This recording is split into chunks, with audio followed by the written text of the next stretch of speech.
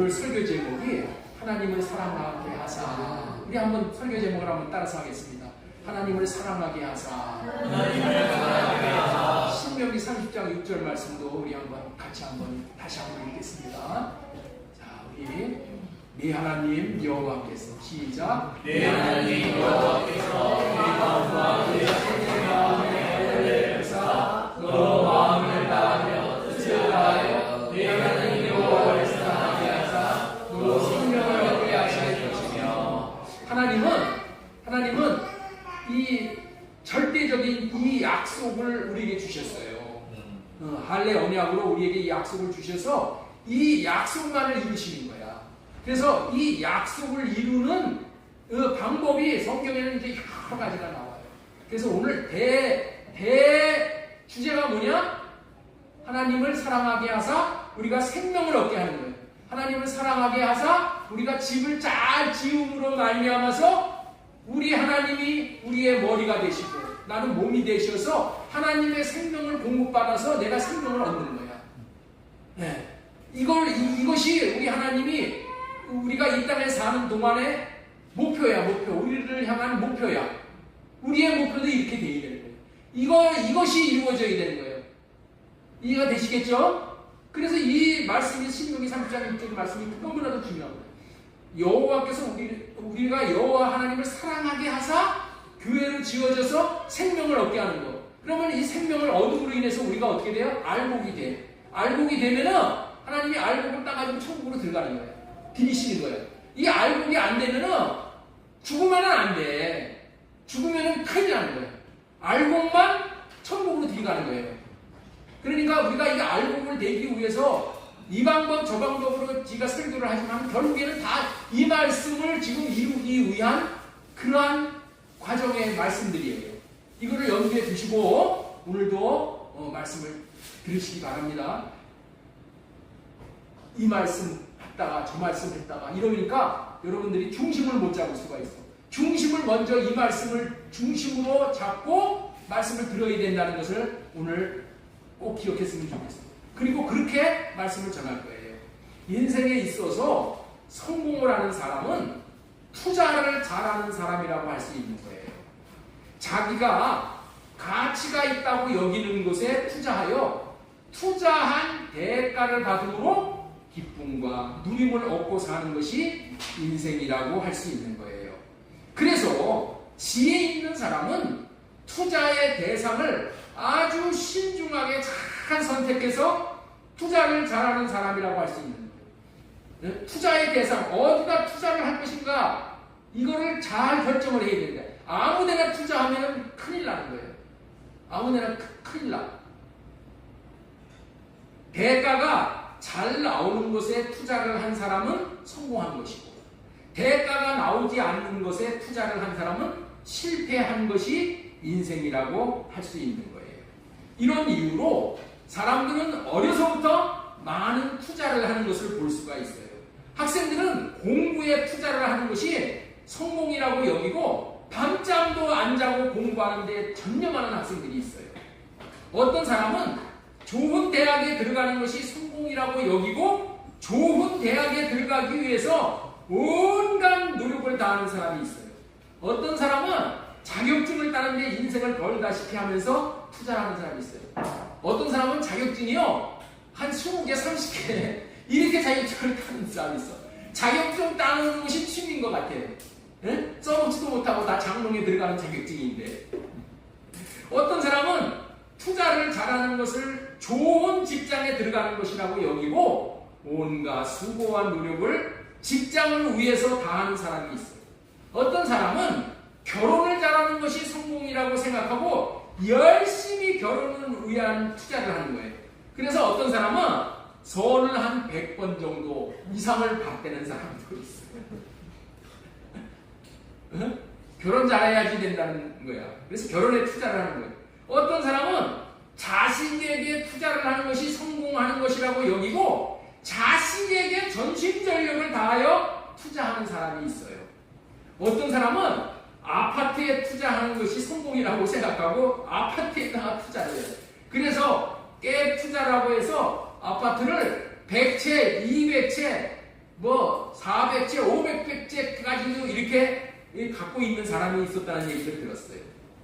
여기에 인생을 쏟아버리는 거야. 이렇듯 인생을 자기를 성공시켜 줄 것이라고 여기는 곳에 인생을 걸고 투자함으로 마침내 성공을 한 것으로 여겼는데, 성공으로 생각한 것이 막상 결과를 보니 성공이 아닌 것을 종종 보게 된다는 거예요. 이런 말이 있습니다. 자식을 성공시키면은 자식을 키운 부모가 성공할 줄을 알고 온갖 고생을 다하며 뒷바라지를 했는데 나중에 알고 보니까 며느리만 좋은 일을 시키더라는 거야. 비단 이런 것뿐이겠습니까? 대통령이 되면은 성공한 줄 알고 온갖 고생을 다하고 수단과 방법을 가리지 않았는데 대통령의 임기가 끝나고 나면 형무소에 가게 되는 것이잖아요. 차라리 대통령이 안 되는 것이 나았을 텐데 하고 후회하는 것을 우리 모두가 보면서 우리가 배우는 것은 어떤 곳에 그리고 어떠한 일에 투자를 해야 되는지, 투자의 대상에 대한 가치관이 중요하다는 것을 알게 되는 것이죠. 하나님은 인생에게 무엇보다도 천국에 투자하는 것은 한 인생을 모두 쏟아부어도 아깝지 않는 가치가 있고 헛되지 않은 인생을 사는 것이라고 가르쳐 주시고 있어요. 그렇게 산 인생은 후회가 없다는 것을 알려주고 계셔요. 우리는 하나님이 알려주시지 않으면 천국에 대한 가치를 알 사람이 이 중에 아무도 없는 거예요. 그래서 그런 사실을 아시는 하나님이 친히 천국의 가치를 알려주셔요. 하나님께서 천국이 이토록 대단한 가치가 있다고 말씀하신다면 정말 가치가 있는 것으로 믿고 받아들이면 참 성공을 하는 인생이 될 것입니다. 왜냐하면 하나님은 후회가 없으신 하나님이 알려주시는 말씀이기 때문에 그런 거예요. 우리 민수기 23장 19절 말씀 보겠습니다. 하나님은 사람이 아니시니 거짓말하지 않으시고 인생이 아니시니 후회가 없으시도다. 어찌 그 말씀하신 말을 행하지 않으시며 하신 말씀을 실행하지 않으시냐. 하나님께서는 우리 모두를 성공시키기 위해서 천국의 가치를 알려주시는데 인간들이 이 가치를 알기 쉽게 이해할 수 있도록 비유를 들어서 알려주시고 있어요. 자, 그렇다면 천국의 가치는 얼마만한 가치가 있는지 말씀을 전해드리고자 해요. 첫 번째로 전해드릴 말씀의 제목은 천국은 자신의 모두를 팔아 사야 할 정도로 가치가 있다. 우리 한번 따라서 하겠습니다. 천국은 자신의 모두를 팔아 사야 할 정도로 가치가 있다. 마태복음 13장 44절 우리 같이 읽겠습니다. 천국은 마치 밭에 감추인 보화와 같니 사람이 이를 발견하고 숨겨두고 기뻐하며 돌아가서 자기의 소유를 다 그 밭에 사느니라. 천국은 자신을 팔아 사야 할 정도로 가치가 있다는 거예요. 천국은 자기의 모든 소유를 다 팔아서 밭에 감추인 보화를 사는 것과 같은 가치가 있는 것임을 말씀하고 계셔요. 천국은 밭에 감추인 보화와 같다고 했어요. 천국은 마치 밭에 감추인 보화와 같으니 이 보화가 감추어 있기 때문에 아무나 볼 수 있는 게 아니에요. 천국은 사람들에게 감추어져 있어요. 이 감추어진 천국에 대해서 듣고 볼 수 있다는 것은 그야말로 축복받은 사람인 거예요. 오늘 이 밭에 감추인 천국에 대해서 보고 듣는다는 것은 저와 여러분들이 복을 받았다는 증거예요. 이 천국에 대해서 듣고 보고 알게 되었다는 것은 그 자체가 복을 받은 거예요. 세상 사람들은 이걸 모른다는 거야. 듣지도 못해. 그런데 우리가 듣게 된 거야. 알게 된 거야. 깨닫게 된 거야. 이것이 복이라는 거예요. 그렇습니다. 천국은 너무나도 소중하여 아무나 볼 수 있게 하는 게 아니야. 하나님이 감춰놓으신 거예요. 감춰놓으신 거예요. 어떤 자만 볼 수 있도록 특별히 택한 자만 보게 하시는 거예요. 옛날에는 오늘날의 은행과 같이 돈이나 보화를 맡길 수 있는 것이 없었어요. 부자들이 보물들을 보관할 때에는 항아리에 담아서 밭에다 혹은 산에다가 묻어놓는 경우가 많았어요. 그것이 제일 안전하다고 여긴 거예요. 그런데 시간이 지나고 나니 묻어놓은 장소를 못 찾는 경우가 너무나도 많은 거예요. 어디다 너무 묻어놨는지를 이걸 잘 모르는 거예요. 그리고 묻어놓은 사람이 죽는다든지 하면은 오랫동안 보화를 담은 항아리가 그대로 방치되는 경우가 있었던 거예요. 아마 이 경우는 어떤 경우에 해당되는지 발견되었는지는 모르지만은 밭에 묻힌 대로 보화가 항아리에 담겨 있는 것을 밭을 가는 사람이 발견을 한 거야. 이 밭을 갈잖아요. 농사를 지려면. 그러다 보니까 뭐 이상한 소리가 나는 거야. 네? 그래서 항아리를 열어보니 밭의 가격, 땅 가격에 비해서 몇천 배, 몇만 배 가치가 있는 것임을 금방 알아차리게 된 거예요. 이 사람이 얼마나 기뻤을까는 상상에 맡기겠습니다. 그래서 이 밭을 갈던 사람이 밭에 묻혀 감춘 보화를 자기 것으로 만들기 위해서 자신이 갖고 있는 모든 소유를 다 팔아서 밭주인에게 찾아가 내 모든 소유를 다 줄 테니 밭을 팔라고 해서 그 밭을 통째로 사게 되는 것이 천국이라는 거예요. 왜냐하면 밭을 사면 밭 안에 있는 보화가 자연히 자기 것이 될 테니까 그렇게 하는 것이죠. 여기서 자신의 모든 소유를 팔았다는 것은 비단 자신이 가지고 있는 돈이 되는 것만을 팔았다고 하는 의미뿐만이 아니라 자신의 재산에 해당하는 유형재산, 무형의 재산에 해당하는 모든 소유를 다 팔았다는 거예요. 예를 든다면 자신의 시간, 자신의 젊음, 자신의 건강, 자신의 꿈, 자신의 정력, 자신의 힘, 에너지 등등 모든 것을 다 쏟아붓고 밭을 샀다라고 말을 하는 거예요. 이 말은 한마디로 표현을 한다면 자기 자신의 전부를 주고 샀다는 거예요. 이 말은 더 정확하게 한마디로 표현한다면 자기 자신을 주고 샀다고 표현을 하면 더 정확한 표현이 되는 거예요. 왜냐하면 자기 자신보다 더 가치 있는 보화는 없기 때문에 그렇습니다. 천국은 자기 자신을 팔아서 천국을 사는 거야. 부자가 가진 모든 것을 다 팔아야지 천국을 살 수가 있는 거야. 가난한 자가 가지고 있는 모든 것을 다 팔아야지 천국을 살 수 있는 거야. 자기가 가지고 있는 모든 것을 팔아야지 살 수 있는 가치가 천국이라. 옛날에 이병철 회장이 돌아가시기 전에 나에게 천국 가는 길을 알려주면 천국 가게 한다면 내 재산의 반을 주겠다고 그랬어요. 반 줘갖고 되는 게 아니라 천국의 가치는 반 줘갖고 얻을 수 있는 게 아니라 내가 가진 모든 것을 다 바쳐야지 천국을 살 수가 있는 거예요. 아니 내가 가진 가치가 천국의 가치보다도 여러분들 반밖에 안 돼? 아니요. 내가 가진 모든 것을 다 팔아도 천국의 가치는 안 되는 거야. 그런데 내가 팔을 수 있는 것이 요것밖에 없으니까 그것만 하나님이 받으시는 거야. 여러분들 이걸 알아야 돼. 천국의 가치는 그런 거야. 나에게 있는 모든 것, 나 자신 이것을 팔아서 천국을 사는 거야.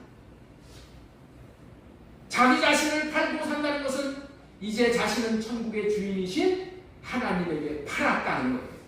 자기 자신을 팔고 천국을 샀다는 거예요.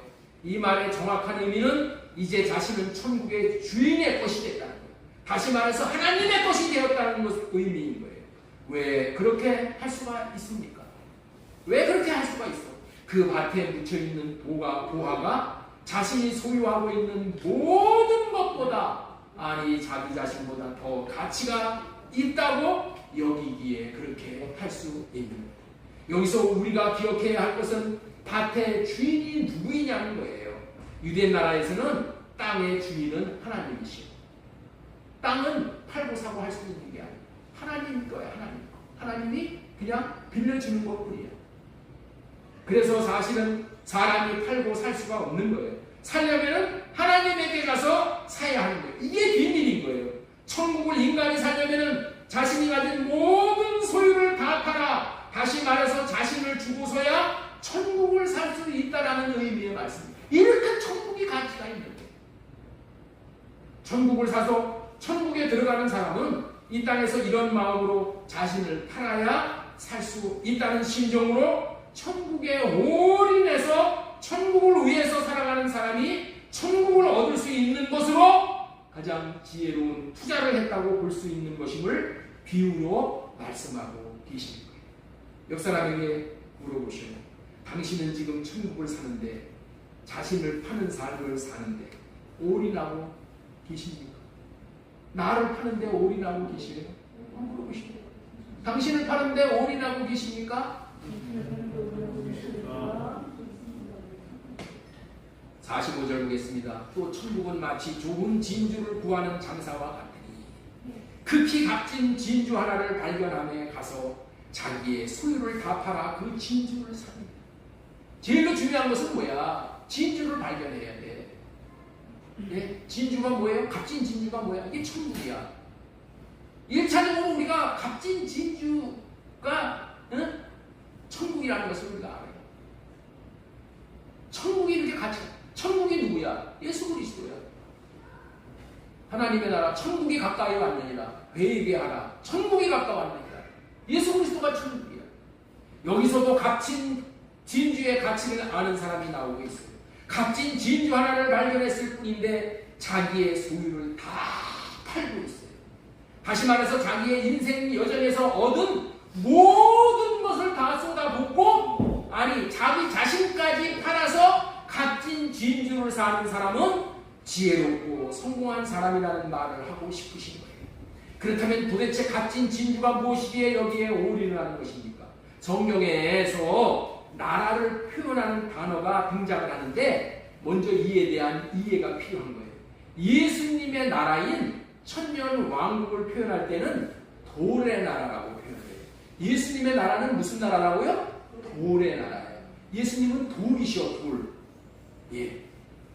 예수님은 모퉁이 돌이라고 또 표현을 하시고, 그 위에 성전을 짓는 것. 모퉁이 돌은 뭐야? 사방에 기초소이지. 모퉁이 돌. 거기서 성전을 짓는 거잖아요. 예수님에 대한 신앙 고백을 제대로 한 자에게 또 반석을 주시잖아요. 이 반석 위에 교회를 세운다. 반석은 넓고 큰 돌을 의미하잖아요. 돌로 성전을 지어 구원을 받고 성전을 짓지 못한 자는 심판하는 돌이 이 말이에요.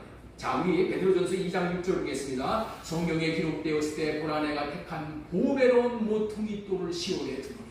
이 모퉁이 돌이 7절 건축자들이 버린 그 돌이 모퉁이의 머릿돌이 되었고, 예수 그리스도를 상징하는 거예요. 또 부딪히는 돌과 걸려 넘어지는 게 하는 바위가 돼요. 모퉁이 돌, 성전 짓는 돌로 받아들이는 사람, 그래서 자기 안에 성전을 짓는 사람은 이게 구원의 돌이 되는 거예요. 그런데 이것을 받아들이지 않으면 어떻게 돼요? 이 돌이 어떻게 돼요? 머리를 깨는 부딪히는 돌이 되는 거예요. 모퉁이 돌은 이런 의미가 있어요. 자, 다니엘서 2장 34절에도 또 왕이 보신즉 손대지 아니한 돌이 나와서 신상의 쇠와 진흙에 발을 쳐서 부서뜨립니다. 이렇게 나와요. 느부갓네살 왕이 큰 신상의 환상을 보잖아요. 그런데 돌이 날라와가지고 다 부서뜨려버리는 거예요. 이 심판의 돌이잖아요. 반석이 되신 예수님께서 광야에서 목마른 영혼들에게 물을 공급하여 주실 때 반석은 구원의 돌이야. 그 반석을 치니까 거기서 물이 쏟아져 나오잖아요. 200만 명이 넘는 사람들이 먹을 수 있는 이 생수, 이 구원의 물이 나오는 거예요. 이와 같은 근거로 예수 그리스도의 나라는 돌의 나라예요. 그런데 이제 천년 왕국이 끝나고 예수님이 왕권을 이제 하나님 앞에 올려 바쳐지게, 그러면서 시작되는 영원한 하나님의 나라, 이 나라는 보석의 나라예요. 보석의 나라로 표현을 하는 거예요. 그러므로 여기서 값진 진주는 보석의 나라인 천국을 말하는 거예요. 이 계시록에 보면 거기 진주문이 나오잖아요. 진주문. 보석이 얼마나 거기 아주 알지도 못하는 보석들이 막 등장하죠. 하나님의 나라는 어떤 나라요? 보석의 나라. 그래서 값진 진주인 이 천국을 얻기 위해서 자기의 모든 소유를 다 팔고 천국을 사는 사람이 가치를 아는 사람이고 지혜롭고 성공한 사람이 되는 거예요. 마태복음 13장 45절 다시 읽겠습니다. 또 천국은 같이 읽겠습니다. 시작. 또 천국은 같이 좋은 진주를 구하는 장사와 같으니 극히 값진 진주 하나를 발견함에 가서 자기의 소유를 다 팔아 그 진주를 삽니다. 자, 그렇다고 보면 정리하고 다음으로 넘어가는 게 좋겠습니다. 이렇게 하나님의 나라인 천국을 얻기 위해서 모든 것을 팔아서 천국을 사는 사람이 지혜로운 사람이라고 했는데, 어떻게 천국이 그토록 모든 것을 팔아야 할 만큼 최고의 가치가 있을 수 있냐는 거예요. 천국이 어떤 곳이기에 그러냐는 거예요. 천국으로 오신 예수 그리스도가 어떤 분이기 때문에 그러냐는 거예요. 천국이 무엇을 해줄 수 있기 때문에 그러냐는 거예요. 그래서 두 번째로 전해드리고자 하는 말씀은 하나님을 사랑할 수 있게 해주기 때문이다. 천국을 꼭 사야만 하는 이유가 뭐라고요? 하나님을 사랑할 수 있게 해주기 때문에 그렇다는 거예요. 천국에 계신 예수 그리스도를 자신의 모든 소유를 팔아 사야 할 정도로 가치가 있다고 했는데, 그 가치가 뭐라고요? 천국으로 말미암아 하나님을 사랑할 수가 있게 되기 때문에 그런 거야. 그래서 예수 그리스도가 천국으로 오신 거예요. 원래 하나님이 인간에게 주신 최고의 계명은 하나님을 사랑하라는 계명이에요. 자, 신명기에서도 5장, 6장 뭐 말씀을 하고 계시지만은 마가복음 12장 18절에 이 신명기서에 있는 말씀이 그대로 나와. 자, 서기관 중 한 사람이 그들이 변론하는 것을 듣고 예수님께서 잘 대답하신 줄 알고 나와 묻되, 모든 계명 중 첫째가 무엇입니까? 라고 묻는 거예요. 그랬더니 예수님께서 대답하시는 거예요. 첫째는 이것이니 이스라엘아 들으라. 곧 주 너희 우리의 하나님은 유일한 주시니라. 네 마음을 다하고 목숨을 다하고 뜻을 다하고 힘을 다하여 주 너희 하나님을 사랑하라 하신 것이니, 둘째는 이것이니 네 이웃을 네 자신과 같이 사랑하라 하신 이것이라. 이보다 더 큰 계명은 없느니라. 그보다 더 큰 계명이 없어. 그래서 이 하나님을 사랑하고 이웃을 사랑하는 계명이 무슨 계명이에요? 최고의 계명인 거야. 최고의 계명. 이 최고의 계명을 지키면은 영생을 얻는 것이고, 이 계명을 못 지키면은 영생을 못 얻어 사망에 이르는 거예요. 최고의 계명을 못 지키는데 천국에 갈 수 있어요? 한번 옆에 있는 분에게 물어보세요. 최고의 계명을 못 지키면서 천국 갈 생각하고 계십니까? 한번 물어보시죠. 최고의 계명을 못 지키는데 천국 갈 수가 있나요? 최고의 계명을 못 지키는데 지옥 안 갈 수가 있어요? 이 땅에 수많은 사람들이 왔다가 갔어요. 그러나 하나님을 사랑하라는 이 최고의 계명을 자신의 어떠함으로 지킬 수 있던 사람은 한 사람도 없었어. 어떠한 영혼홀도 지킬 수가 없어서 모두 지옥에 떨어진 거예요. 그러나 더 중요한 것은 최고의 계명으로 천국과 지옥에 가는 것에 앞서서 가장 잘 사는 방법이, 최고의 계명을 지킬 수가 있으면 이 땅에서 가장 잘 사는 것이고, 못 지키면 가장 못 사는 것이야. 여러분들 마땅히 사랑해야 할 사람을 사랑하지 못하고 사는 것보다도 더 무거운 짐이 어디 있어요? 사랑하지 못하는 것보다도 더 목마른 인생은 없는 거예요. 이해가 되셔요? 사랑해야만 하는 사람을 못 사랑하는 것이, 이게 우리의 짐이야. 네? 율법을 못 지키는 짐이야. 그리고 사랑해야 될 사람을 사랑하지 못하는 것이, 이게 우리의 목마름인 거예요. 목마른 인생이라고 했더니 나 뭐 돈을 못 벌어서 목마릅니다. 이게 아니요. 그 목마름은 그런 얘기를 하는 게 아니요. 이 최고의 계명을 못 지키기 때문에 이걸 지켜야 되는데 못 지키는 것이 이게 목마름이야. 이해가 되셔요? 목마름이 무엇인 줄 알아야 돼. 무거운 짐이 무엇인 줄 알아야 돼. 하나님이 최고의 계명으로 지키라고 주신 이 계명을 못 지키는 것이 목마름이고 무거움이야.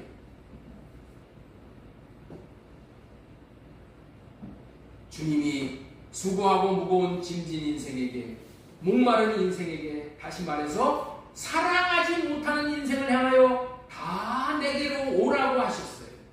왜 오라고 하셨어요? 내가 생수를 공급해 주시겠다고 하신 거예요. 다시 말해서 뭐예요? 내가 사랑할 수 있게 해주시겠다. 그 얘기요. 자, 그렇다면 예수 그리스도께서 왜 이 땅에 오셨다고요? 왜 십자가에서 죽으셨다고요? 답은 생수를 공급해 주심으로 말미암아 이 최고의 계명을 지킬 수 있게 해주셔서 무거운 짐과 목마름을 해결해 주시기 위함임을 믿으셔야 하는 거예요. 이것이 분별되어야 하는 거예요. 모세의 율법에서 명하신 하나님을 사랑하고 이웃을 사랑하라는 이 계명을 예수님은 폐하러 오신 것이 아니라 완전케 하러 오셨어요.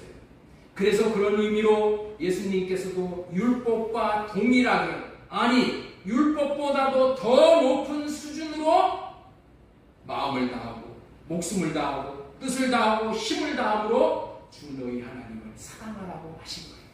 우리 마가복음 12장 30절 읽겠습니다. 시작. 내 마음을 다하고 목숨을 다하고 뜻을 다하고 힘을 다하여 주 너희 하나님을 사랑하라 하신 것이요. 목숨을 다해서 사랑하라는 말은 구약에는 없었어.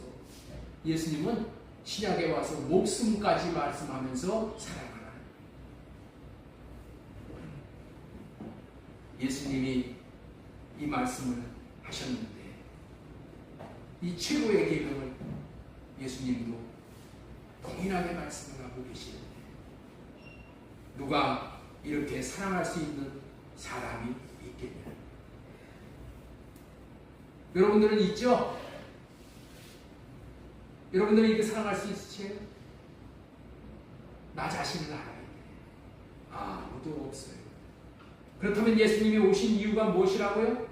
사랑하지 못하는 인생들에게 하나님을 사랑하고 이웃을 사랑하라고 사랑할 수 있게 해주시기 위해서 오셨다. 어떻게 사랑하고 이웃을 사랑할 수 있게 해주셔요? 천국으로 오셔서 밭에 묻혀 계신 예수 그리스도를 자신의 모든 소유를 팔아 삶으로 말미암아 천국을 얻은 자에게 예수 그리스도가 사랑할 수 있는 마음을 주시기 때문에 예수 그리스도가 주시는 사랑의 마음을 받은 자들은 사랑할 수가 있게 되어집니다. 그렇다면 그렇게 해주신다는 그 증거가 어디 있냐? 여러분들 이렇게 물으시겠죠? 그 증거가 골로새서 1장 13절 말씀이에요. 그가 우리를 흑암의 권세에서 건져내서, 흑암의 권세가 뭐예요? 사랑하지 못하는 나라에서 사는 거예요. 사랑하지 못하는 가운데 빠져서 사는 게 이 흑암의 권세에 빠져 사는 거예요. 그의 사랑의 아들의 나라로 옮기셨으니 그 아들 안에서 우리가 속량고 제사함을 그 사랑의 아들의 나라로 옮기셨어요. 천국은 사랑의 아들의 나라로, 사랑의 나라이기 때문에 그런 거예요. 사랑의 나라이기에 천국으로 오신 예수 그리스도를 사게 되면은 예수 그리스도로부터 사랑이 샘솟듯 흘러나와서 누구든지 그 사랑의 샘을 받아 먹음으로 말미암아 사랑할 수 있게 되어진다는 거예요. 그래서 예수님이 우리에게 주우시고, 그래서 예수님을 사야 돼요. 그렇기 때문에 밭에 감추어진 천국이신 예수님을 자신의 모든 것을 다 팔아 사야만 한다는 거예요. 밭에 감추인 보화를 자기 것으로 만든다면 사랑의 아들의 나라가 자기 것이 되어지기 때문인 거예요. 이제 이 말씀을 듣고 보니 사랑의 나라가 최고의 가치가 있는 나라라는 것을 여러분들은 실감이 나시는가요? 실감이 나셔요? 자기의 모든 소유를, 아니 자기 자신을 내어주고 살만한 가치가 있는 것이 천국인데 그 나라가 사랑의 아들의 나라라. 다시 한번 골로새서 1장 13절, 그가 우리를 흑암의 권세에서 건져내사 그의 사랑의 아들의 나라로 옮기셨습니다. 아까도 말씀을 드렸지만 흑암의 나라의 권세라니까 무슨 뭐 뿔 날린 마귀가 와가지고 뭐 나를 뭐 어떻게 해서 내가 묶여가지고 내가 꼼짝 못하는 그런 데서 건져, 그런 게 아니에요. 그런 게 아니라 그렇게 생각하니까 여러분들이 이해가 안 돼요. 마귀에게 묶이면은, 마귀에게 흑암이 덮여져 있으면은 사랑할 수 있는 사람을 사랑하지 못하는 거예요. 사랑하지 못하는 것이 이 어둠에 덮여 있는 거예요. 사랑의 생수가 흘러오면은 마귀가 떠나는 거예요. 사랑할 수 있게 돼요. 그렇습니다. 천국인 하나님의 나라는 사랑의 나라이고 예수 그리스도의 나라는 사랑의 아들의 나라입니다. 하나님의 나라나 예수 그리스도의 나라나 공이 사랑의 나라입니다. 예수 그리스도께서 흑암의 권세인 마귀의 나라에서 건져 사랑의 아들의 나라로 옮겨주신 것은 최고의 나라로 옮겨주신 거예요. 이 아들의 나라보다 더 나은 나라가 없을 정도로 최고의 가치가 있는 나라이기에 우리는 모든 것을 걸만한 가치로 받아들여야 하는 거예요. 왜냐하면 이 나라의 왕인 예수 그리스도로부터 사랑이 흘러나오는 것이기 때문에 그래요. 그래서 밭에 감추인 보화인 천국으로 오신 예수님으로 말미암아 사랑할 수 없는 저와 여러분들도 하나님을 사랑할 수 있는 비결이 되는 거예요. 밭에 감추인 보화인 천국으로 오신 예수 그리스도를 소유한 사람, 예수 그리스도께서 하나님을 사랑할 수 있는 사랑의 마음을 주시기 때문에 그 마음을 받은 사람은 사랑할 수 있게 해주시기 때문에 사랑할 수 있게 되는 거예요. 이러한 비밀에 해당하는 동일한 의미의 말씀이 요한복음 13장 34절의 새 계명의 말씀인 거예요. 옛 계명인 첫째 것은 자기의 생각과 마음을 변화시켜서 하나님을 사랑하고 이웃을 사랑하라고 하는 것은 발레시켜 폐하여 버리고 예수님이 주시는 생각과 마음으로 사랑하게 하사를 이루는 비밀이, 이 비밀이 둘째 것이고 새 계명이고 나의 계명, 예수님의 계명이에요. 자, 우리 요한복음 13장 34절을 보겠습니다. 새 계명을 너희에게 주노니 서로 사랑하라. 내가 너희를 사랑한 것 같이 너희도 서로 사랑하라. 민주사님, 내가 너희를 사랑한 것 같이 너희도 서로 사랑하라. 이 말씀이 무슨 말씀이에요? 우리 큰 소리로 한번 민주사님 답을 얘기해 주세요. 응? 잘 아시면서 겸손하셔서 그러십니다. 내가 너희를 사랑한 것 같이 너희도 서로 사랑하라. 예? 내가 너희를 사랑한 것 같이. 어떻게 사랑하셨다고요? 예수님이 십자가에 달려 죽으시기까지 나를 사랑했다. 이 얘기를 하는 거예요? 김봉현 집사님, 껐덕껐덕 하시는 걸 보니까 알아들으신 것 같은데 그 얘기 하는 거예요? 내가 예수님이 십자가에 달려 죽으시면서 우리를 사랑하셨죠? 그러니까 우리도 십자가에 달려 죽기까지 사랑하처럼 나도 죽는 한이 있어도 우리 아내를 사랑하고 부모님을 사랑하고 원수까지 그렇게 사랑하라는 얘기예요? 그 얘기가 아니에요. 그 얘기를 하면은 우리는 사랑할 수 있는 사람이 아무도 없어. 그 얘기가 아니라는 거예요. 예수님이 우리를 어떻게 사랑하셨어? 어떻게 사랑할 수 있으셨어? 예수님은 우리의 육신의 몸을 입은 우리 인간과 동일한 그런 성격을 가지셔가지고 예수님도 우리를 사랑할 수가 없어. 우리가 원수 관계잖아. 원수를 어떻게 사랑해? 못 사랑하지만은 어떻게 사랑했어? 예수님의 마음에 하나님을 모셨어.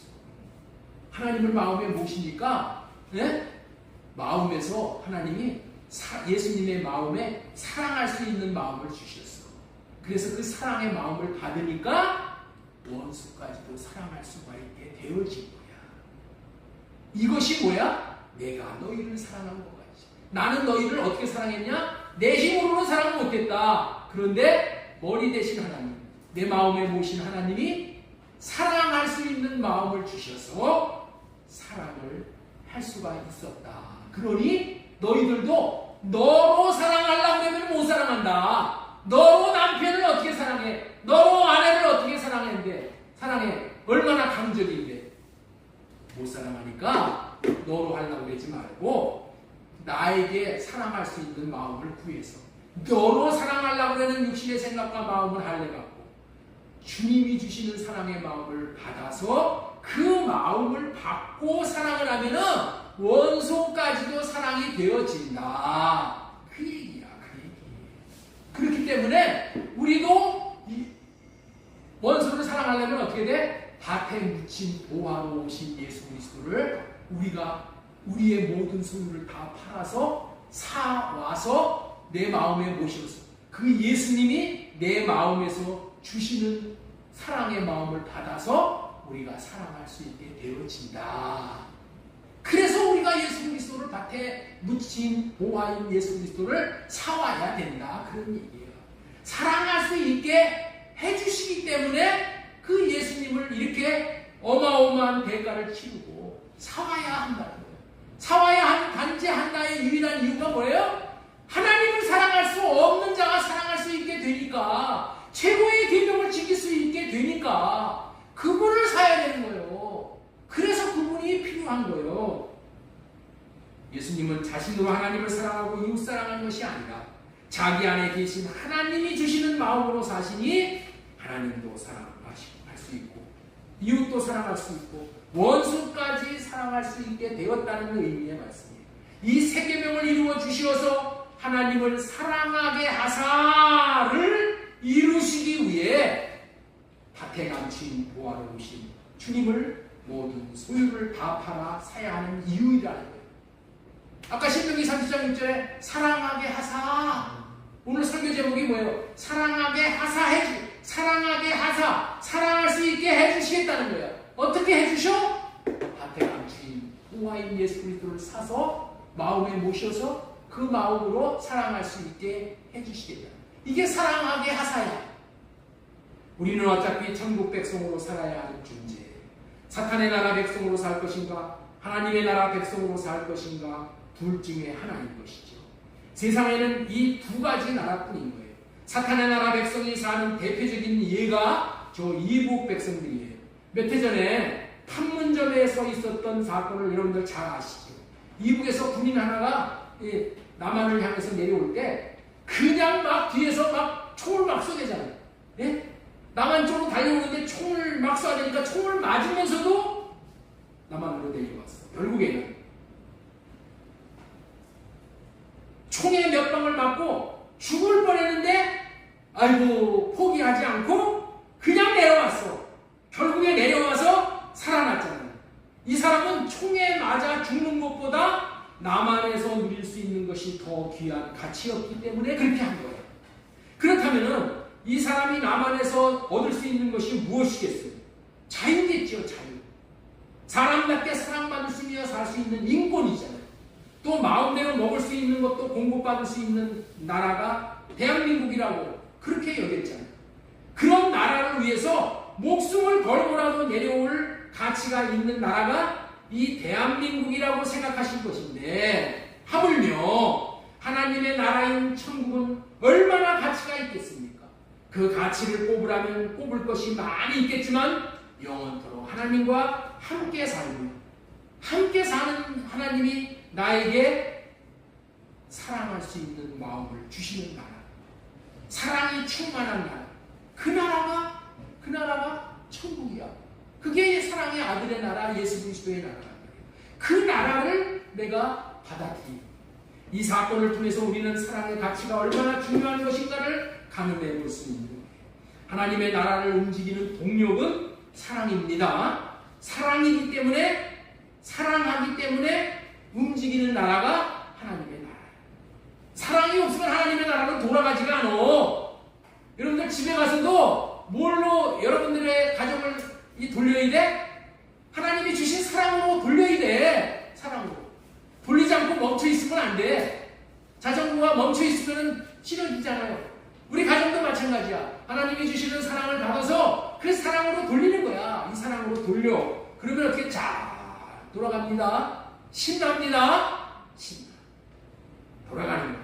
자전거가 막 달려가죠? 자전거가 막 달리면 어떻게 돼? 모기도 못 물어. 앉아있으면 모기가 물죠?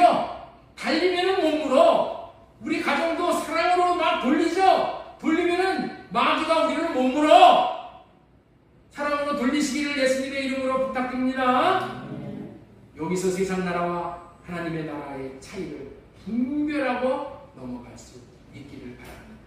가장 중요한 이유는 사랑의 아들의 나라 안에 있는 사랑을 공급받음으로 사랑할 수 있는 사람들이 되어지고, 이렇게 사랑할 수 있는 사람이 되게 해주시겠다는 언약이 오늘 신명기 30장 6절 사랑하게 하사. 사랑은 내가 하는 게 아니야. 하나님이 사랑할 수 있는 마음을 주셔야지 사랑을 할 수가 있는 거예요. 오늘은 땅에 묻힌 보화이신 예수, 천국으로 땅속에 오신 예수를 모든 소유를 팔아 산 사람은 이제 그 보화이신 천국, 다시 말해서 예수님 안에 들어간 자가 된 것이기에 그분이 사랑을 부어주시어 사랑하게 하사를 이루어 하나님의 생명을 주시는 거예요. 그래서 천국으로 오신 예수를 모든 소유를 팔아, 아니 자기 자신까지도 팔아 사야만 하는 거예요. 그래야 예수님이 주시는 사랑을 공급받음으로 하나님을 사랑할 수 있게 되어지는 것입니다. 하나님의 생명을 얻어 영생을 얻게 되므로 영원한 천국을 누리고 영원한 하나님의 나라인 천국에 참여할 수가 있게 되는 거예요. 우리가 하나님을 사랑한다는 것이 너무너무 중요하고 중요한 것입니다. 왜냐하면 사랑하면 생명을 얻는 일과 직접 관련이 있기 때문에 그래요. 자, 정리하겠습니다. 우리 마태복음 13장 44절을 다시 한번 읽겠습니다. 천국은 마치 밭에 남친 보화와 같으니 사람이 이를 발견하는 숨겨두고 기뻐하며 돌아가서 자기의 소유를 다 팔아 그 밭을 사느니라. 왜 밭에 남친 보화와 같은 천국을 자기의 모든 소유를 다 팔아서 그 천국을 사야 한다고 전했습니까? 왜 그랬다고요? 제가 자꾸만 이렇게 반복을 해요. 한 얘기 또 하고 한 얘기 또 하고. 목사님, 왜 한 얘기 또 하고 한 얘기 또 하고 그랬습니까? 새겨져 있네. 새겨져. 마음의 신비에 새겨져 있네. 그래서 우리는 단반지를 차고 다니는 거예요. 단반지. 단순, 반복, 지속. 공부를 잘하는 사람은 책을 많이 사가지고 그냥 수학으로 공부를 해더라도 이 시중에 있는 책을 다 사다가 공부하는 사람은 공부 못해요. 수학책 한 권만 가지고 처음부터 끝까지 한 번 하고 또 하고 또 하고 그 책 가지고 그 책이 날릴 때까지 계속 반복하는 사람이에요. 그 사람이 서울대학교 가는 거예요. 그 사람이 장학생이 되는 거예요. 여러분들 한 번 듣고 내려가는 즉시 다 잊어버려요. 그래서 반복이 중요해요. 되새김질이 중요해요. 계속 반복해야 돼요. 하나만이라도 제가 어려서부터 설교를 얼마나 많이 들었겠어요. 남은 게 없어. 남은 게 없어. 그래서 여러분들에게 지금 딱 한 가지만 남겨드리려고 해요. 한 가지가 뭐예요? 사랑하게 하세요. 세원하게 하세요. 첫째 것은 폐하시고 둘째 것으로 사는. 둘째 것으로 사는 것만 하면은 천국 가는데 지장 없어. 내가 집에서 천국 누리는데 지장이 없어. 왜 밭에 감친 보화와 같은 천국을 자기의 모든 소유를 다 팔아서 그 천국을 사야 한다고 전했습니까? 그 산 천국에서, 다시 말해서 천국으로 오신 예수 그리스도로 말미암아 하나님을 사랑할 수 있는 사랑을 공급받을 수 있기 때문에, 그 사랑을 공급받아야 하나님을 사랑함으로 하나님의 생명을 공급받을 수 있어 영생을 얻을 수가 있기 때문에, 저는 여러분에게 천국으로 땅속에 감추어져 오신 예수 그리스도의 가치를 정확하게 깨닫게 됨으로 말미암아 여러분들이 천국을 사는 삶에 대해서 올인하는 삶을 살 수 있었으면 좋겠어. 이게 깨달아져야지 사는 거야. 내가 마음에 긴가민가 하면은 못 살아. 긴가민가 하면 못 살아. 확실하게 깨달아야지 확실하게 살 수가 있는 거예요. 저와 여러분들은 어떻게든지 천국을 사는 삶을 소망하며 살아가게 했으면 좋겠어요. 제가 살아가게 했으면 좋겠어요. 천국을 사는 삶을 소망함으로 말미암아 이 땅의 것들의 마음을 뺏기지 않고 땅속에 묻힌 보화인 천국을 사는 삶을 소망하여 마침내 천국을 소유한 자가 되어져서 하나님을 사랑하는 사람으로 살 수 있게 되므로 하나님을 사랑하사의 삶을 살게 됨으로 말미암아 하나님의 생명을 누리고 얻고 누리고 이제 제가 이렇게 되는 것이 저의 남은 마지막 소원이라고 할 수 있어요. 여기까지 숨도 안 쉬는 것과 같이 달려왔습니다. 그렇다면 지금 무엇을 전하고 있다고요? 몇 주 동안 언약의 결국에 대해서 지금 전하고 있는 중이에요. 지난주에는 특별히 언약과 믿음에 대해서 많은 시간을 할애해가면서 이 언약과 믿음, 아브라함에게 하신 언약과 아브라함에게 있었던 그 믿음에 대해서 전했죠. 이렇게 다 언약을 전하는 것입니다. 언약하시고 이루시는 하나님이 이 복음을 우리에게 주신 것. 하나님은 말씀하시고 이루셔. 말씀을 하셨는데 이루어지지 않는 건 복음이 아니야. 하나님은 오직 언약만 이루십니다. 그렇기 때문에 언약에 대한 믿음의 사람으로 세워지는 것이 절대적으로 필요한 것이기에 오늘도 언약을 결국에는 전하는 사랑하게 하사 이 언약을 예수 그리스도로 말미암아 이렇게 이루어지게 하신다. 이제까지 몇 주에 걸쳐서 전한 언약의 결국이 뭐냐? 우리 한번 보겠습니다. 첫 번째, 하나님께서 맹세로 말씀하신 언약을 믿는 자 안에 그리스도를 보내주신다. 그리스도를 믿음으로 받아들이면은 호흡함으로 주시는 진리의 성령께서 오셔서 가르쳐 주신다. 진리를 가르쳐 주신다. 세 번째, 할례를 베풀어 주심으로 하나님과 그리스도를 알게 하신다. 하나님께서 할례를 베풀어 주시지 않으면은 하나님이 말씀하시고 이루시는 하나님이라는 것을 몰라. 그래서 하나님의 말씀을 믿지를 못해. 그래서 하나님의 말씀을 믿지 못하기 때문에 이삭을 못 낳는 거예요. 하나님께서 우리에게 주시고자 하고 싶은 것을 우리가 못 받게 됩니다. 마음과 성품을 다하여 하나님을 사랑하게 하사. 이 말씀을 지금 네 번째로 전해드리는 거예요. 네 번째는 마음과 성품을 다하여 하나님을 사랑하게 하사. 이 말씀을 계속 전해오고 있는 거예요. 자, 조금만 더 진행하고 마치겠습니다. 여러분들, 새들이 집을 짓는 거 보신 분들이 있으시죠? 새들이 집을 짓는 거 보신 분. 새들이 집을 지어. 우리 박근재 집사님 새 집 짓는 거 못 보셨어요? 집에다가 추가 밑에다가 제비가 집을 짓잖아요. 그렇죠? 집을 짓는 것을 다 보셨을 거예요. 새가, 그렇다면은 제가 질문 한번 할게요. 새가 들어가 살 집을 누가 짓습니까? 새가, 다른 새가 와서 집을 지어줘? 다른 새가 와서 집을 짓는 게 아니라 자기가 들어가서 살 집을 자기가 짓는 거야. 자기가. 예? 자기가 짓고 그 집에 들어가서 자기가 사는 거예요. 누에도 어떻게 돼요? 평생 이제 살다가 자신이 이제 집을 지어서 자신이 그 집 안에 들어가서 거기서 누에가 안식을 하는 거지.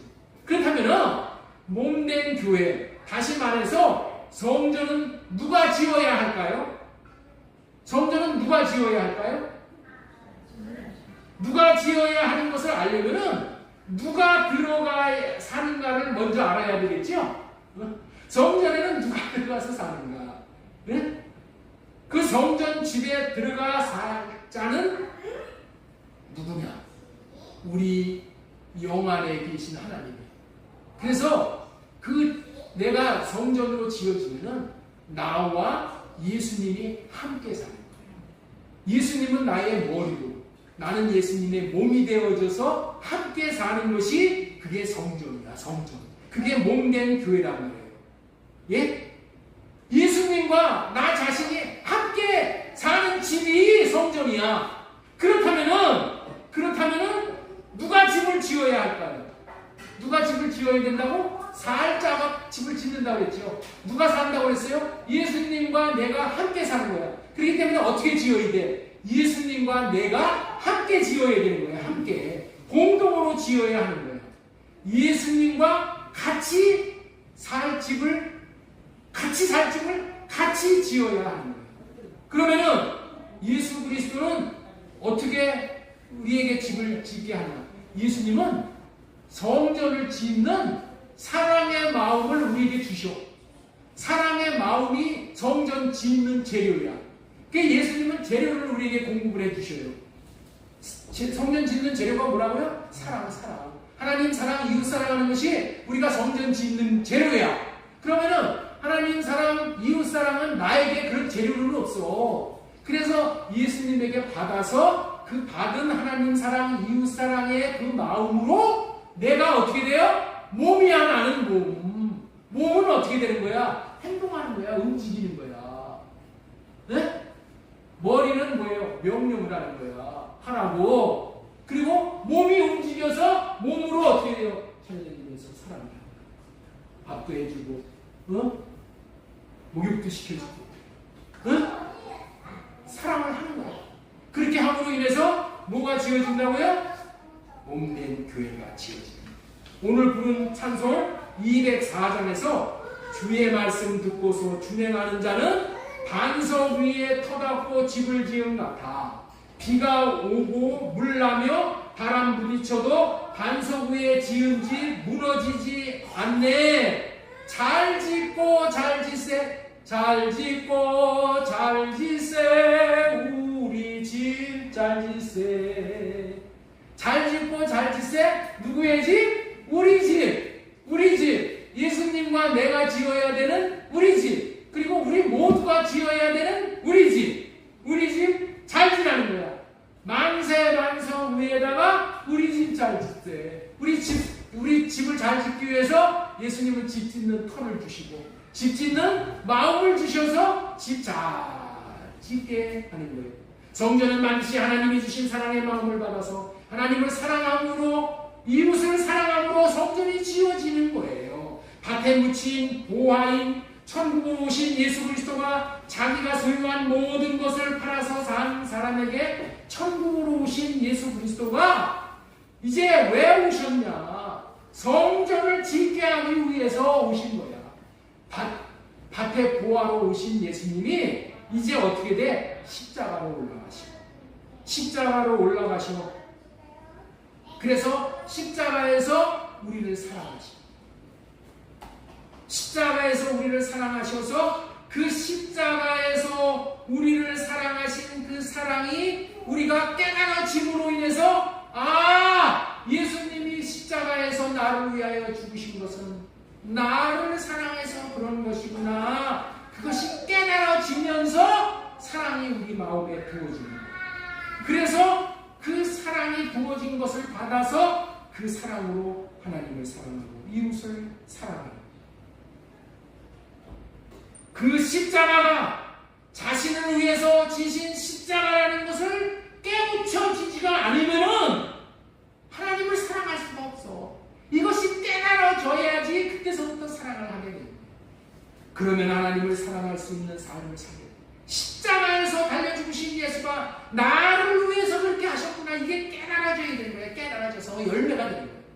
그러면 우리가 이제부터 집을 짓게 됩니다. 여러분들 집 없는 서름을 겪어보셨나요? 여러분들 중에서 집 없는 사람을 겪어보셨어요?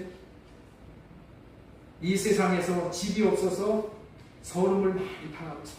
요즘에는 집이 많지만은 집이 없으면은 때 되면은 뭐 월세 올려달라, 그리고 집 빼달라, 그러면 나가라, 뭐 얼마나 서름이 많은지 몰라. 집에다가 못 하나를 막아도 그냥 내 못을 막냐 뭐냐. 저는 여기 세입자들 오면은 못 받고 무슨 그 에어컨 놓기 위해서 구멍 뚫고 이런 거 마음대로 하시라고요. 왜? 집 없는 서름을 많이 당해가기 때문에 그 서름을 알아요. 여러분들 집이 없으면 서름을 당하고 사는데 영원히 저와 여러분의 영원히 거할 집이 없으면은 여러분들은 서름을 당할 뿐만이 아니라 영원히 떠오르는 거예요. 집을 지어지지 못한 자는 떨어 무서워서 꼭 집을 지어서 주님과 같이 살아야 한다는 말이에요. 그런데 그 집은 사랑함으로 지은 거예요. 사랑은 자기가 얼마나 사랑을 받았는지를 알 때 사랑할 수가 있게 되는 거예요. 그래서 여러분은 자식을 키울 때도 사랑을 많이 공부를 해야 돼요. 그 사랑을 받은 자식들이 바깥에 나가서도 사랑을 하는 거예요. 몇 번씩이나 말씀드린 바대로 예를 들면 이런 거예요. 자식이 커가면서 엄마 속을 지긋지긋하게 섞이는 자식이 있는데 이 자식이 얼마나 못되었냐면은 지 하고 싶은 대로 사는 거야. 그러면서 어머니 뭐 달라는 거 안 주면 엄마 내가 달라는 거 안 주려면은 그러려면 왜 나를 낳았어? 나를 낳았으면 내가 달라는 거 다 주어야지. 내 필요를 책임져 줘야 될 거 아니야? 오토바이 하나 사줘. 나 여학생 꽁무니 태우고 신나게 가려고 올 테니까. 세계 여행 한번 갈 테니까 돈 내. 마음대로 하는 거예요. 또 싸움을 벌여서 바깥에 나가서 이빨을 붙이려나. 이빨을 붙이는 놈이 형무소에 들어가가지고 형사의 때 가서 그냥 사정사정하고 우리 아들 한 번만 좀 풀어달라. 내가 교육을 잘못해서 그렇다니까. 그렇습니다. 해가지고 끌어내오면 또 들어가는 거예요. 또 들어가. 이런 자식이 어느 날 어머니의 얼굴에 주름이 깊게 파인 것을 보게 됩니다. 어머니의 손이 아니라 거칠은 손이 되었는지 이거를 보게 될 때 자기 어머니가 이토록 이 지경이 된 것이 자기 때문이라 그렇게 됐다는 것이 깨달아지는 때가 있어. 그걸 철난다고 했죠. 자기를 먹여주고 키워주고 섬겨주기 위해서 자기가 달라고 했던 것들을 만족시켜 주시기 위해서 고생을 하는 사랑의 흔적임이 깨달아지는 거예요. 이때 깨달아질 때 어머니 앞에 무릎을 꿇고 어머니 하면서 눈시울이 뜨거운 닭똥 같은 눈물이 떨어지면서 어머니 앞에 대성통곡을 하는 거예요. 엄마 내가 잘못했어요. 내가 불효자예요. 내가 어머니의 마음을 너무 아프게 해드렸어요. 이것이 깨달아지면서 이제는 엄마를 사랑하는 사람이 되는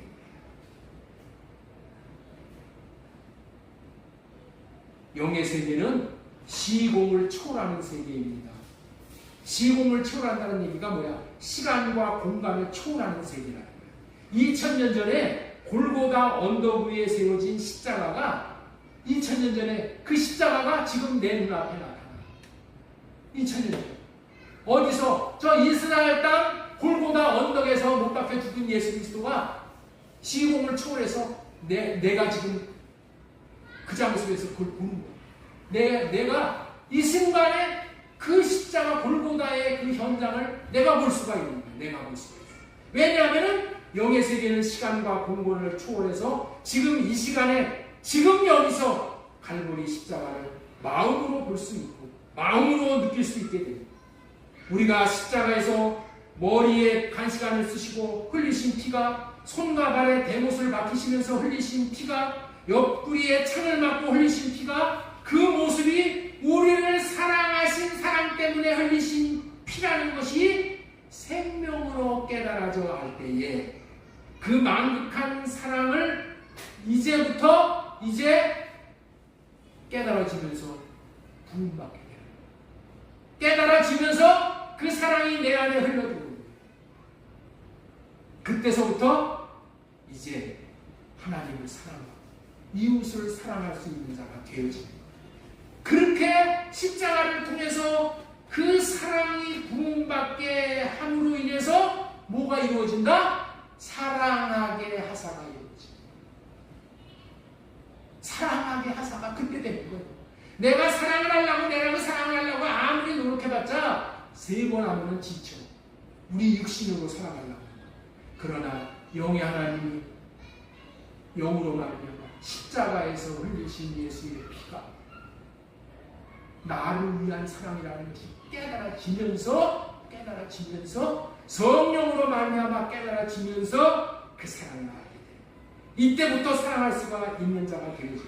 이렇게 사랑을 하게 됨으로 말미암아 이제 어떻게 돼요? 우리의 마음이 성전으로 지어집니다. 그렇기 때문에 십자가에 흘리신 예수 그리스도를 보고 그 사랑을 깨달아 알아줘야 사랑함으로 성전을 지어지는 것이기 때문에 십자가에 달리시어서 흘리신 예수 그리스도는 저와 여러분들이 성전을 짓는 시간이에요.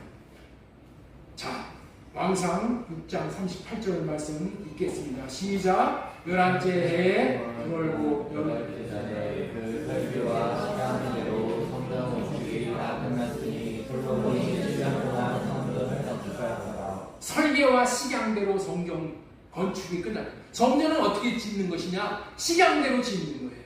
하늘 성전의 그 모양을 그대로 하나님이 보여주시는 그대로 성전을 짓는 거야. 노아 방주도 노아가 아무렇게나 짓는 게 아니야. 다 식양을 보여주셨어. 식양을. 그래서 식양대로 성전을 짓는 거야. 구약시대에 성전을 지을 때 반드시 식양대로 성전을 짓는 것이 성전 짓는 법이기 때문에 이 법대로 식양대로 성전을 짓는 것이기에 우리는 식양을 알아야 하고 식양대로 성전을 지어야만 그 지은 성전을 성전이라고 불러주는 거예요. 식양대로 짓지 않으면 자신은 아무리 성전을 지었다고 하더라도 하나님은 성전을 지은 것으로 여기지 않고 창고 하나 지은 걸로 여기해 주시는 거예요. 성전은 뭘로 짓는다고요? 식양대로 짓는 거예요. 하나님이 지라는 대로 짓는다 이런 거예요. 하나님이 보여주시는 도면대로 짓는다 이런 얘기예요. 구약성 시대의 성전 짓는 식양은 하늘 성전의 모양을 보여주신 것이 성전 짓는 식양인데 새 언약 시대에는 성전 짓는 식양이 뭐냐? 예수 그리스도가 십자가로 하늘 성전이 내려오셨어요. 십자가로 내려오셨어요. 그 십자가에 달리신 예수 그리스도가 성전 짓는 식양이에요. 우리 마음의 성전 짓는 식양이에요. 그래서 예수 그리스도의 그 성전, 예수님이 그 식양대로 성전을 짓는다는 그것이 뭐냐? 예수님께서 피를 흘리면서 우리를 사랑하신 그 사랑이 성전 짓는 식양이에요. 그래서 우리는 그 사랑을 공급받아서 그 사랑의 마음으로 사랑을 해야지 그것만이 성전이라고 여겨주시는 거야. 우리도 예수님처럼 하나님을 사랑하고 이웃을 사랑하는 식양을 보고 우리의 마음에 성전을 짓는 예수님이 십자가에서 왜 달려 죽으셨어요? 하나님을 사랑하고 우리를 사랑하기 때문에 십자가에 달려 죽으셨잖아요. 사랑하기 때문에 십자가에 달려 죽으신 그 모습이 우리가 성전 짓는 식양이다. 고린도후서 4장 6절 어두운데 빛이 비치라 말씀하셨던 그 하나님께서 예수 그리스도의 얼굴에 있는 하나님의 영광을 아는 빛을 우리 마음에 비추시고 예수님의 얼굴에 십자가에서 예수님의 얼굴을 우리에게 보여주시잖아요. 그게 우리가 식양을 짓는 성전 짓는 식양입니다. 또 다른 말로 성전을 짓는 식양을 새 계명으로 사랑하라는 거야. 결국에는 새 계명을 너희에게 주노니 서로 사랑하라. 내가 너희를 사랑한 것 같이 너희도 서로 사랑하라. 예수님이 우리를 어떻게 사랑하셨다고요? 십자가에 올라가셔서 우리를 위해서 죽어주셨는데 어떻게 죽어주실 수가 있다고요? 예수님은 하나님을 마음에 모셔서 마음에 모신 하나님이 주시는 마음으로 십자가를 지실 수가 있으셨던 거예요.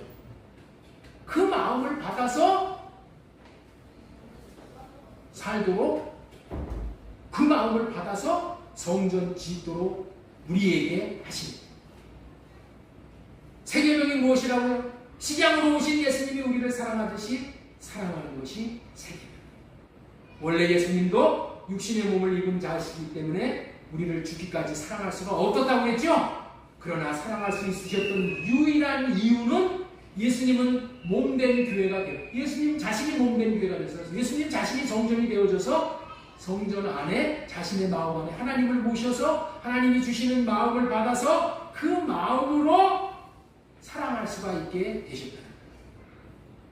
다시 말해서 예수님은 하나님을 머리로 모시고 하나님의 몸이 되어져서 사시니 머리 대신 주님이 주시는 마음을 받게 되었고 그 마음을 받으니 그 마음은 사랑할 수 있는 마음이기 때문에 사랑이 되어지고 용서가 되어지는 마음이에요.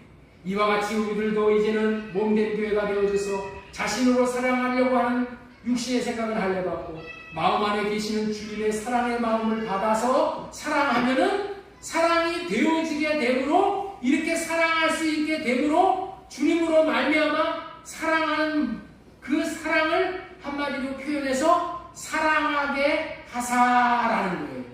왜 사랑하게 하사를 해주신다고요? 사랑해야만 성전을 지을 수가 있기 때문에. 하나님이 우리를 향하신 관심은 오직 성전을 짓는 거예요. 하나님의 뜻은 오직 뭐 하는 거예요? 우리가 성전으로 짓는 거예요. 지어지는 거예요. 몸된 교회를 짓는 거예요. 예수님이 이 땅에 왜 오셨어요? 이 땅에 오신 이유가 뭐예요? 우리의 죄를 사해 주시기 위해서 오셨죠? 그건 내 생각이야, 내 생각. 내 필요는 그래. 그러나 하나님의 필요는 뭐야? 우리를 교회로 지으셔서, 성전으로 지으셔서 우리 안에 들어와 사시는 것이 하나님의 필요야. 그것이 우리의 구원이다. 이와 같이 해서 성전으로 지어지면 예수님이 내 안에 들어오시고 생명 주시는 영으로 들어오셔서 예수님이 이름을 주셔, 마음을 주시고 생명을 주셔서 우리가 생명을 받게 하는 것이 뭐예요? 내 하나님 여호와를 사랑하게 하사 너로 생명을 얻게 하시는 것입니다. 이것이 예수님이 이 땅에 오셔서 하실 이 일이 전부, 하나님의 경륜이 이게 전부예요. 말씀을 맺습니다.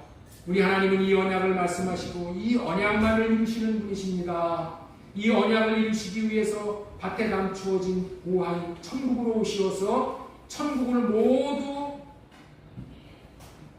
소유를 팔아서 사라고 하시고, 이제는 십자가에 올라가서 성전 짓는 식양을 보고 성전을 같이 짓자고 하시면서 성전 짓는 재료인 반석, 성전 짓는 재료인 사랑을 공급해 주시면서 그 사랑의 마음으로 하나님 사랑, 이웃 사랑을 하게 하사 생명을 얻어 영생을 누리게 하시는, 말씀하시고 이루시는 신실하신 하나님이심을 감사하며 찬양하며 우리 모두 아름다운 성전으로 지어질 수 있기를 소망합니다.